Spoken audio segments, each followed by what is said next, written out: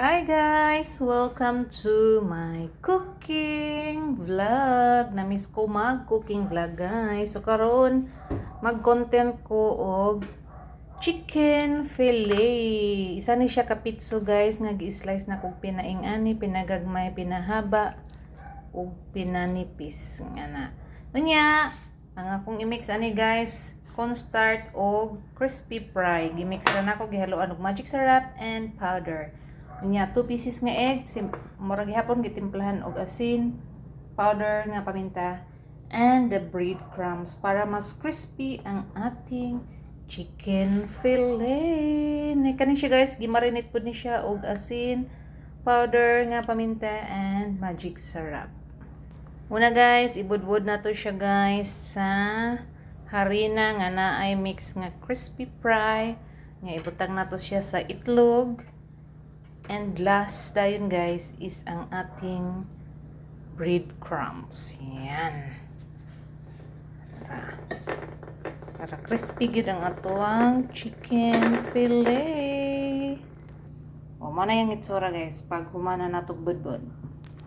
Nara guys, ang ako nang natapos og budbud sa cornstarch, egg and breadcrumbs. Unya napakoy daghan nga kuan guys, budbud. Daghang kayong matibog sa isa ka pitso guys, as in. Sakto na gini siya sa inyuhang kanang 5 or 4 mo nga magkaon. Yan. After ani guys is magprito na dayon ko. Ug mao na ni tanan guys ang natibog sa isa ka pitso. Napapalit ko kog oil ni Gia guys kay dapat lutaw ni siya sa oil. Karon guys nagpainit na ko og oil. Kinahanglan init gid siya guys para di mo pilit kay dili ni non-stick akong gigamit nga kalaha. Unya, ready na ang ating lutuin na chicken fillet. Okay na ni guys, init na ang atong oil. Mag-prito na ta. Sama? Dito karwasan to gani. Dapat maraming oil talaga guys para luto yun lahat apil ang ilalong. Dikit man yan. Na to ang bukog ng part guys kay medyo baga. Yan. Okay, hinayon na natong kalayo guys kay dali ra mapagod ang breadcrumbs. Balik tawa na to guys. Kani siya guys ang bukog ni nga part sa ating chicken nga pitso or kani sige tawag ng uban. Di ko kadumdum guys. Kana siya guys, luto na yung aking niluluto. Ato na yung haonon guys. Kaya magluto na sa tag another batch.